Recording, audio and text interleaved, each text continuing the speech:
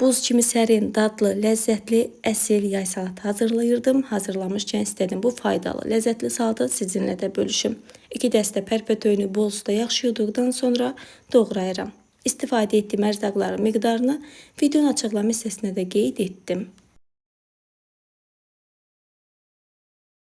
Qaynayan suya pərpətöyünü əlavə edirəm.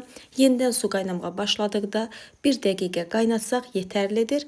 Aş süzəni əlavə edib tam soymasını gözlədim. Pərpətöyünü salatda istifadə etməzdən öncə tam suyunu süzməli və yaxşı soymalıdır. Bu arada 2 ədəd xiyarı və sarımsağı qabığını təmizlədikdən sonra sürtgəzdən keçiririk. Xiyarı sürtgəzin iri gözündən, sarımsağı isə ən kiçik gözündən keçirərək hazırladıq.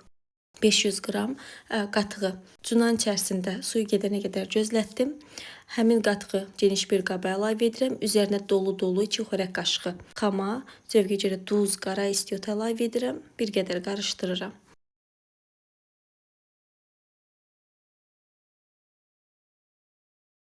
Xama zövqə görə də istifadə etməyə də bilərsiniz. Mənim fikrimcə xama ilə daha dadlıdır. Xiyar, sarımsağı əlavə edirəm və yenidən bir qədər qarışdırıram. Değerli izleyicilerim, sizlerden küçük bir xahişim var. Əgər kanala abunə deyilsinizsə, kanala abunə olub videonu bəyənməyinizdir. Bu sizin üçün kiçik, bizim üçünsə çox böyük bir dəstəkdir. Hər birinizə öncədən təşəkkür edirəm. Pərpətöyün tam soyduqdan sonra digər ərzaqların üzərinə əlavə edib yaxşı qarışdırırıq. Zövqə görə salatda şüyüddən də istifadə edirik. Yaxşı olar ki, bu salatı hazırladıktan sonra soyuducuda ən azından 1-2 saat gözlətdikdən sonra süfrəyə verəsiniz. Soyuq halda daha dadlı, daha ləzzətlidir.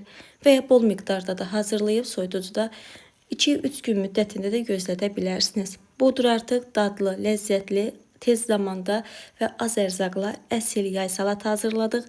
Həm ləzzətlidir, həm bol vitaminli, həqiqətən çox faydalı bir salatdır. Değerli izleyicilerim, izlediğiniz için hər birinizə təşəkkür edirəm. Kanala abunə olub, videonu bəyənməyi unutmayın. Özünüzə yaxşı baxın. Hələlik.